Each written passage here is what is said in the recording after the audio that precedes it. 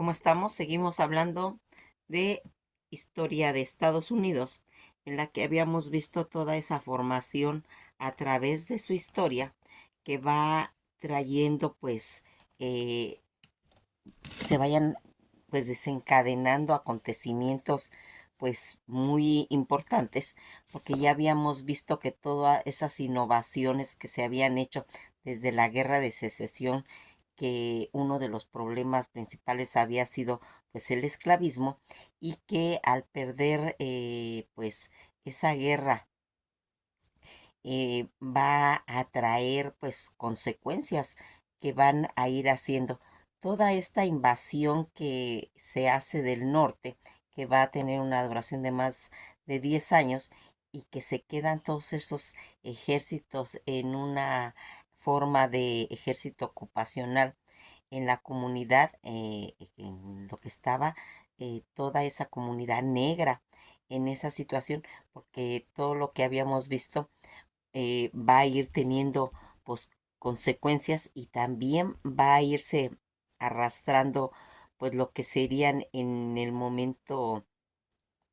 se puede decir, de tipo de agresión hacia toda esa comunidad negra, porque aquí vamos a ver grupos de personas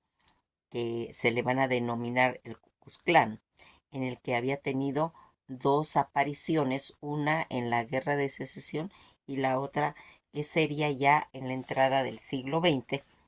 Estos Ku Klux Klan,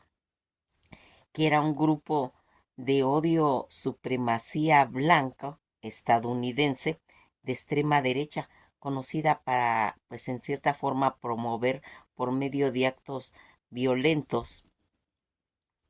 y que pues en realidad se iba a ir marcando ese propagandismo, ese racismo, esa xenofobias y el antisemitismo, así como la homofobia del anticatolicismo, en lo que sería pues todos esos movimientos que estaba anticomunismo. También se puede decir que se luchaba contra ello, creado en el siglo XIX, inmediatamente casi después de lo que fue la Guerra de Secesión, que es la primera fase de la aparición de este grupo de los Ku Klux Klan. Inmediatamente después de esa Guerra de Secesión, por 6 oficiales del ejército estadounidense confederados agrupan a varias organizaciones y estructuran a modo como de una sociedad secreta, que con frecuencia ha ocurrido a veces en el terrorismo, la violencia y los actos intimidatorios. El más famoso quizás sea pues la quema de cruces para imponer el criterio de oprimir a sus víctimas. Toda esta situación en la que veíamos esas manifestaciones de Ku Klux Klan en Virginia desde 1922, va a ser más adelante también esas manifestaciones, y en la que vemos cómo en su fundación en el siglo XIX, después de la Guerra de Secesión, el fundador fue Nathan Balfour Forrest, y todo lo que estaba ocurriendo en Estados Unidos, esas actividades de asesinato, de linchamientos, de ataques incendiarios, atentados contra explosivos, disturbios, violaciones y hurto. En uno de los capítulos de la doctora Quinn, como hemos mencionado, de esas series donde plasman las costumbres, ya habíamos visto,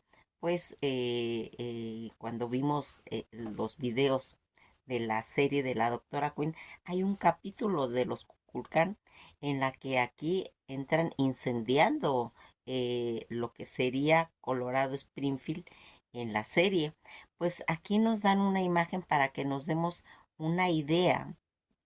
de cómo eran estas operaciones, que desde 1865 hasta ser formalmente disuelta en lo que sería en 1870 por el presidente republicano Ulysses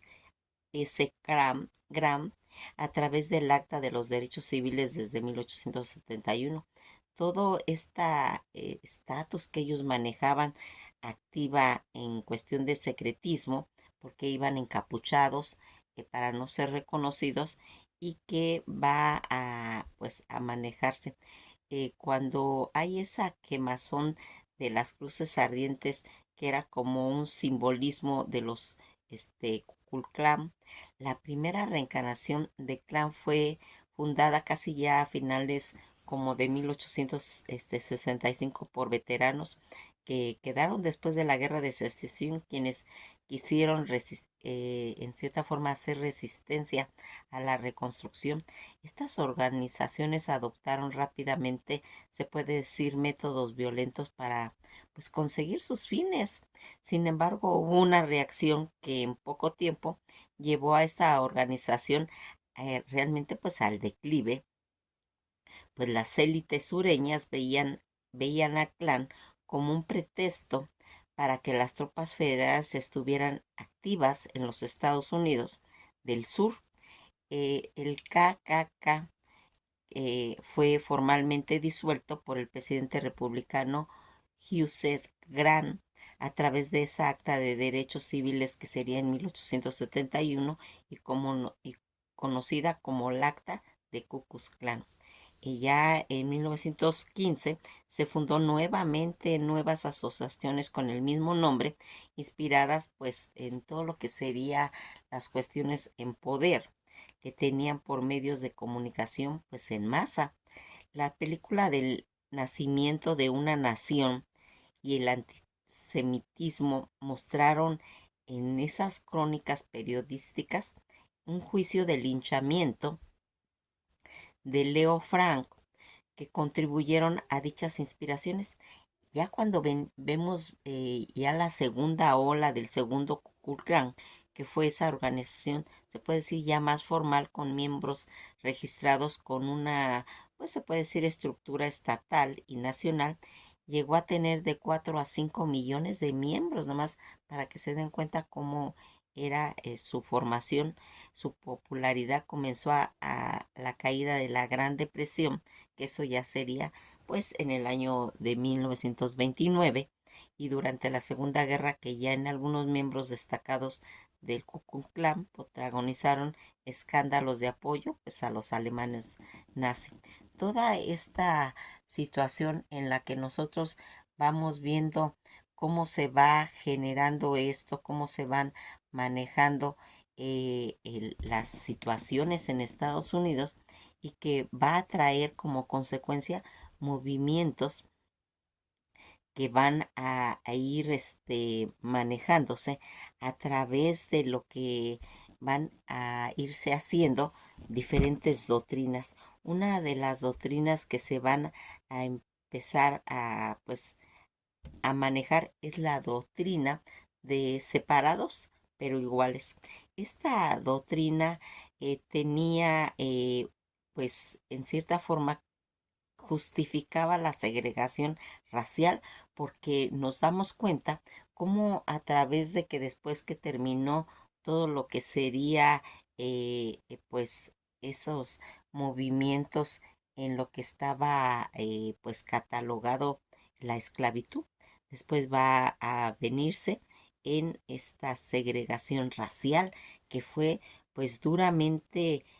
argumentada, que siempre cuando las instalaciones eran separadas, primero pues empezó pues con segregar las bancas, las calles, los colegios, las bibliotecas, las fuentes, las iglesias, y después fue segregado todo. Esta separación que fuera de igual calidad para los blancos, y la segregación en cierta forma se puede decir no violenta, no violaban la 14ª enmienda de la Constitución. Esta doctrina, establecida en el caso de Presley contra Ferguson, que ocurrió en 1896, fue utilizada como para mantener la segregación racial en escuelas, en transportes públicos y en otros espacios durante las décadas. Y a pesar de que estas instalaciones destinadas a personas negras y a menudo pues eran inferiores a las destinadas a personas blancas que tenían otros derechos. Esta doctrina fue finalmente rechazada por la Corte Suprema en el caso Brom contra la Junta de Educación ya más adelante, ya en 1954, que declaró constitucionalmente la segregación en las escuelas públicas. Toda esta situación separados pero iguales, que en realidad era una justificación legal para la segregación racial y que fue ampliamente utilizada en todo lo que sería Estados Unidos, pero que finalmente pues fue considerada inconstitucional. Fíjense que uno de los puntos claves que aquí se marcaba el origen de esta doctrina que se originó en el caso Preyles contra Ferguson en 1896.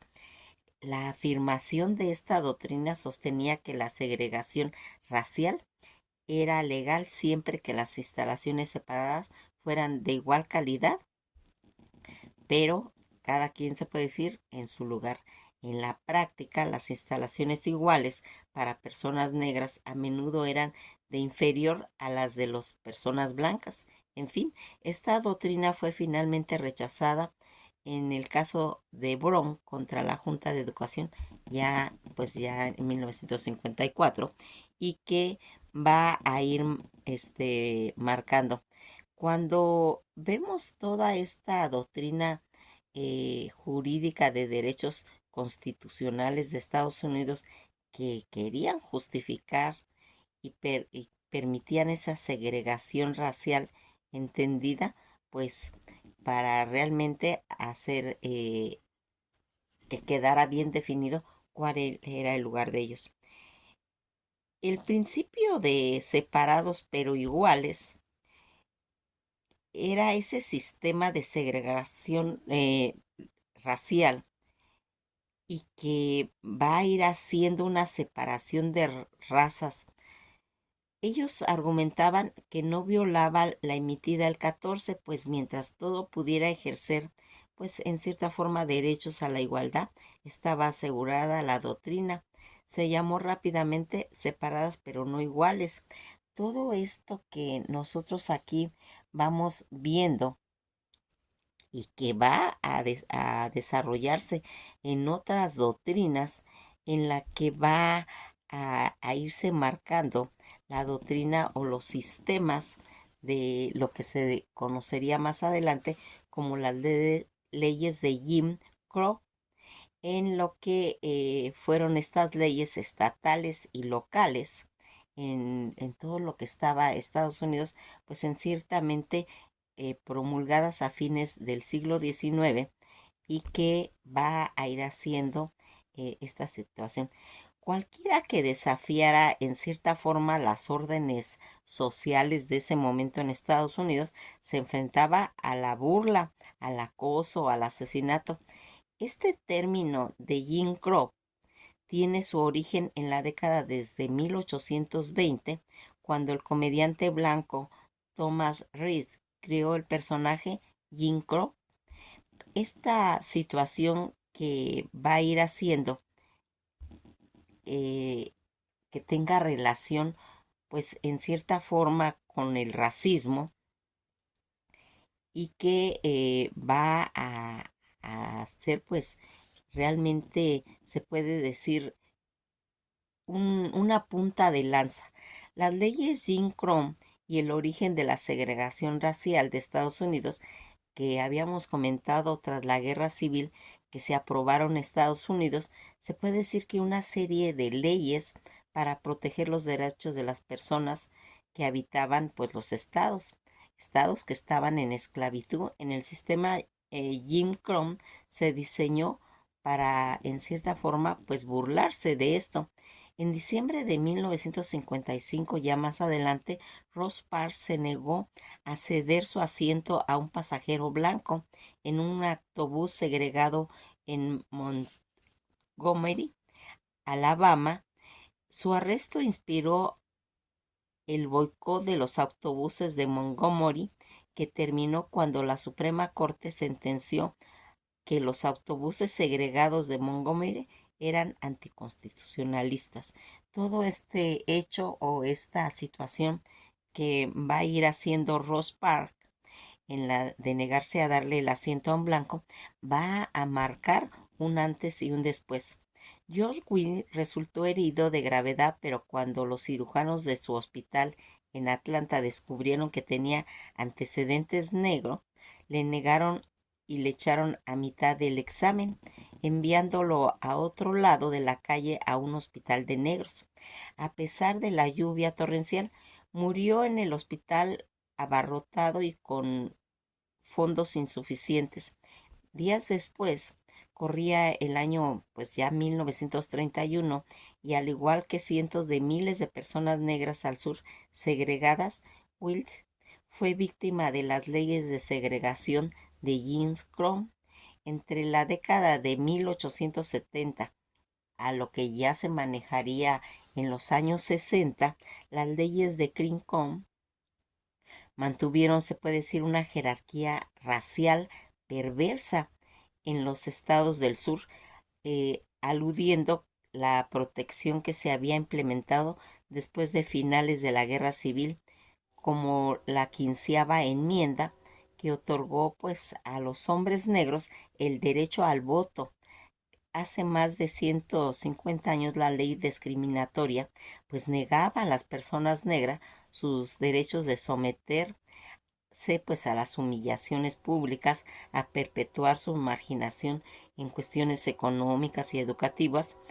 Cualquiera que desafiara pues todos esos órdenes sociales que se enfrentaban pues a en realidad a acosos, asesinatos y a burlas. El término tiene su origen en la década de 1820, cuando el comediante Thomas Rick creó ese personaje de Jim Crow.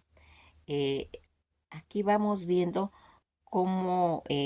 estos personajes estereotipados se convertirían pues en figuras comunes importantes en los espectáculos de Mistrel, y en el apodo ampliamente utilizado para personas negras, así se les denominaba ya más bien. Toda esta situación que va a ir haciendo pues la emancipación que habían tenido fallida en el sur de Estados Unidos, que después de que terminó la guerra civil de la treceava enmienda, abolió formalmente todo lo que sería la esclavitud en los Estados Unidos, pero los ciudadanos blancos en la antigua Confederación se resistieron a la emancipación y actuaron, pues se puede decir que rápidamente para negar a los negros su nueva libertad, usando antiguas leyes de esclavos como modelos de que promulgaron códigos negros que negaban a los negros todo, desde la propiedad hasta la libertad de movimientos y en la propiedad de negocios. El historiador Daniel Ann Novak describe los códigos como destinados a producir una aproximación cercana a la hora prohibida o relación amo-esclavo. En respuesta a la indignación que había habido del norte por estos códigos, el Congreso aprobó enmiendas constitucionales, ahora conocidas como la enmienda de reconstrucción,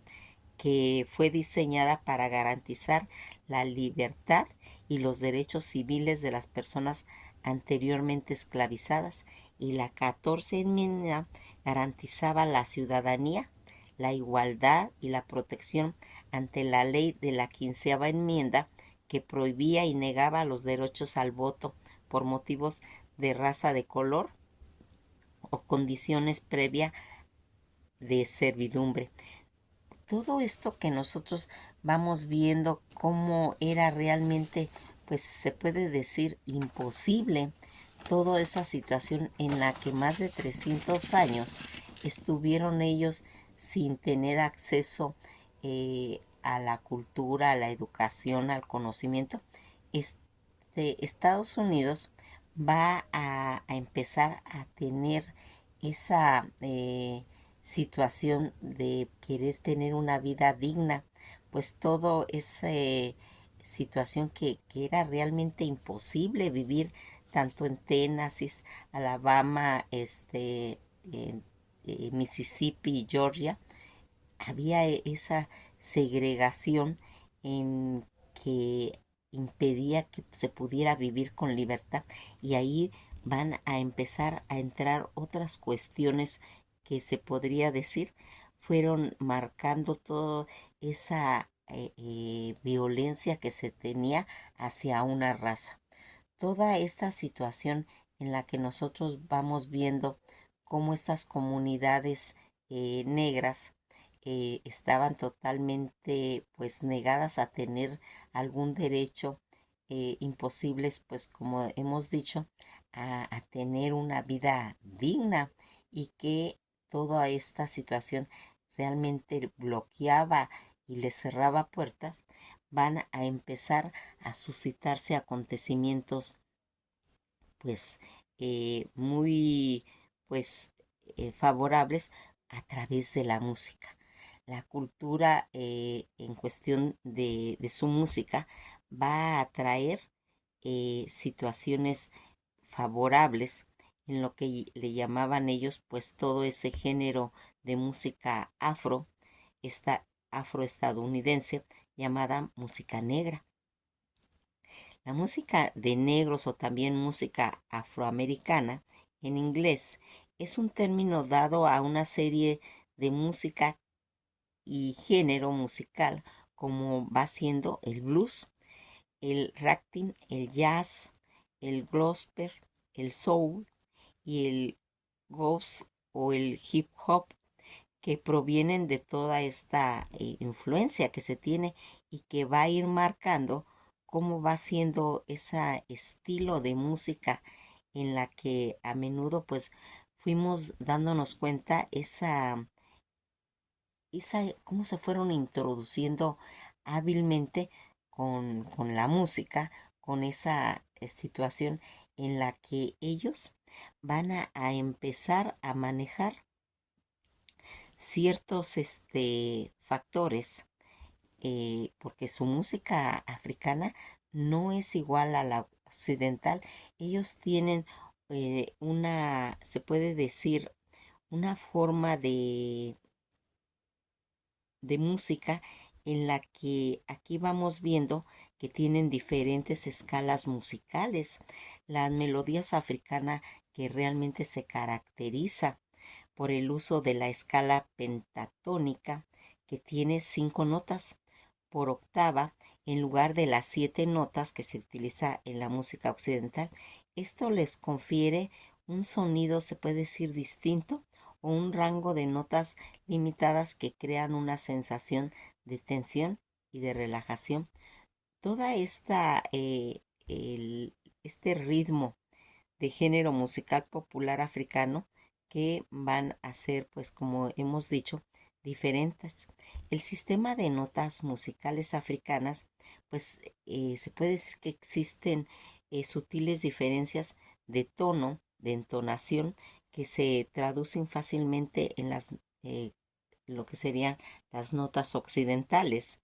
Y la música africana se adhiere con mayor presión a la escala occidental tetratónica, que es 4 notas, pentatónicas, 5 notas, hexatónicas, 6 notas, y heptatónicas, 7 notas, que sería la occidental. Y que aquí vamos viendo que estas 5 escalas musicales, la escala mayor, menor, cromática, pentotónica y del blues, son bastante comunes en la música occidental, y cada una pues va teniendo, se puede decir, un propio pues patrón en la que vamos a ir viendo. Fíjense en que algo que aquí va a marcar mucho es cierta situación en lo que la música africana va a tener, se puede decir, ciertas características. Por ejemplo, su música, que se le denomina la música que es rica en diversas y a menudo presenta un elemento muy importante llamado de respuestas, de preguntas y respuestas en su estructura. Este patrón donde un solista canta una frase que es repetida por un coro, y es fundamental en muchas tradiciones musicales africanas. Además de la música africana, emplea una amplia variedad, pues, de sus instrumentos, como instrumentos de percusión, de vientos, de cuerdas, y abarca un género como el de afrofeat o del soukous, el yuyum. Estas características que,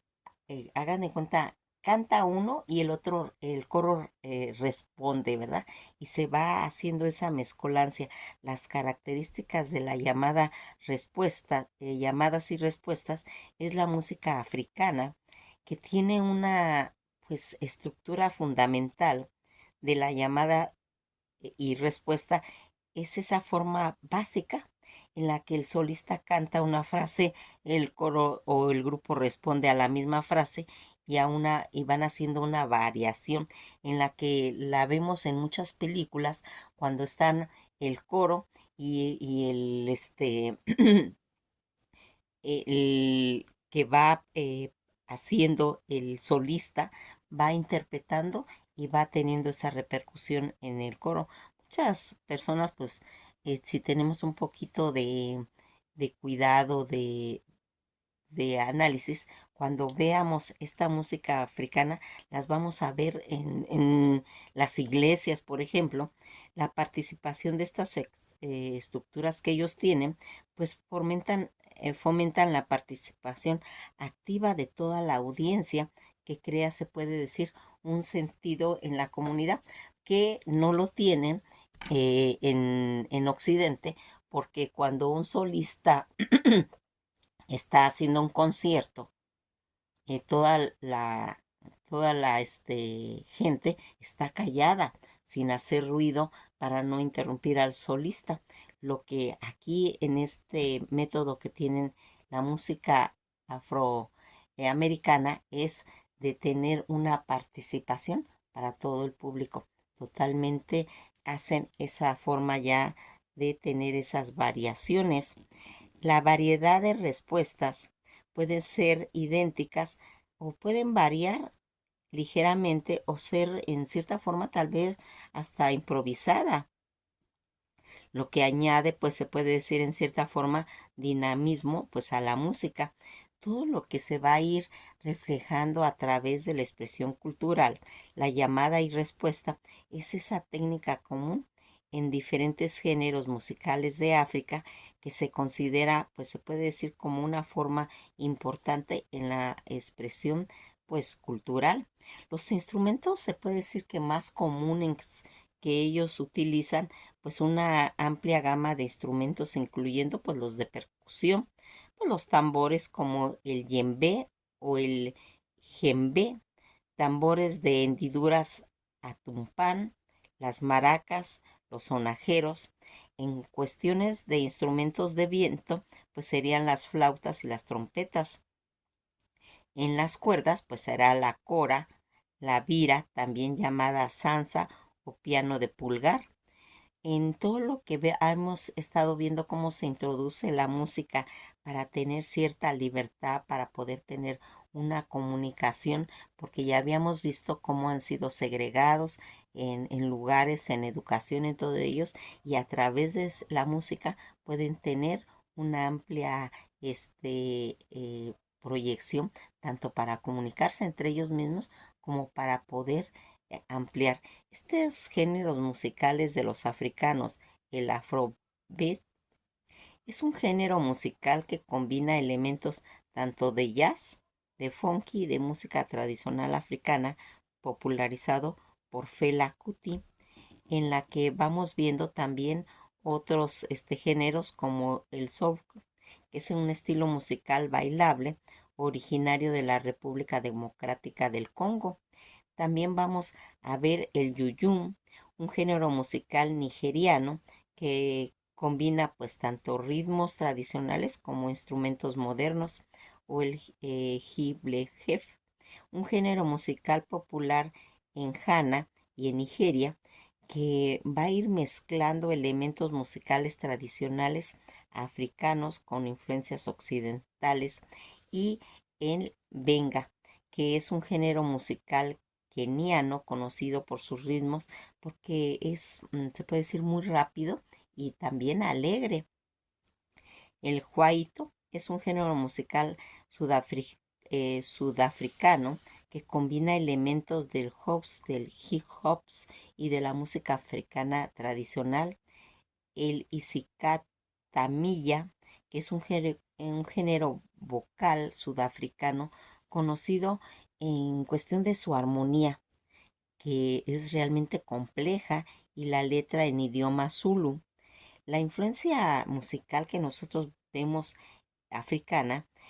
ha tenido pues una gran influencia en géneros musicales en todo el mundo, incluyendo el jazz, el blues, el reggae, el hip hop.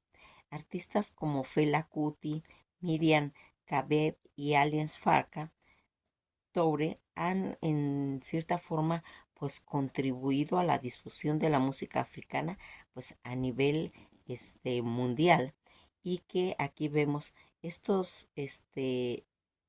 instrumentos africanos que aquí hemos ido mencionando. Hay tres muy importantes que son instrumentos más entendidos tocados en África, que es el tambor o el xilófono, la ambira y las maracas y los sonajeros. Estos tres tipos de instrumento que van marcando pues ese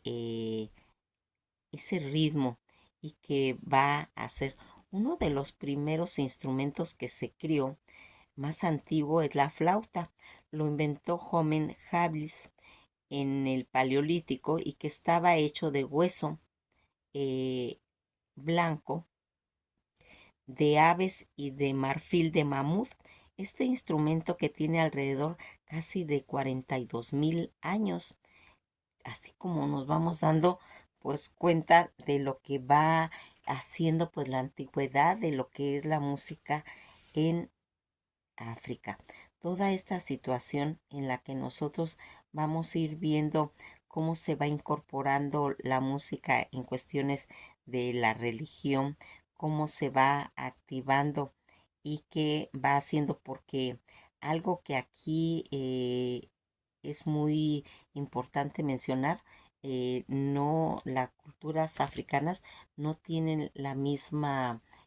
trayectoria, porque fueron llevados en diferentes lugares. Entonces, pues aquí no es la misma situación que ocurrió en Cuba o en Brasil. En Estados Unidos tiene una repercusión diferente, que la vamos a ir platicando, y que aquí nos vamos a ir viendo cómo a través de su música ellos pueden tener una relación entre ellos, tener un código, porque eso se hacía desde las plantaciones, cuando ellos hacen ese método que nosotros hablamos de preguntas y respuestas. Lo van haciendo a través de cómo iban trabajando ellos en las plantaciones, y que era una forma como de relajación, como de poder comunicarse entre ellos por medio de códigos, y que van a ir logrando tener sus espacios. Nos quedamos hasta aquí. Todo este aspecto en cuestión africano va marcando cómo eran el sistema ideológico que se tenía de opresión hacia esta situación, en la que a través de ese racismo va marcando toda una época de trayectoria, los africanos, porque recuerden que ellos no llegaron en barcos, ellos no llegaron en viajes, ellos no llegaron huyendo para lograr una libertad. Ellos fueron secuestrados, ellos llegaron encadenados, ellos llegaron robados, y no tuvieron esa situación de poder traer algo, y lo único que pueden ellos rescatar pues en cierto modo pues es su música. Que pasen un día muy agradable, y esto ha sido todo por hoy. Pues nos veremos en el próximo video, en el que estaremos pues hablando de esos temas que sucedieron en la formación de siglo XX en Estados Unidos. Hasta luego y esto ha sido todo por hoy.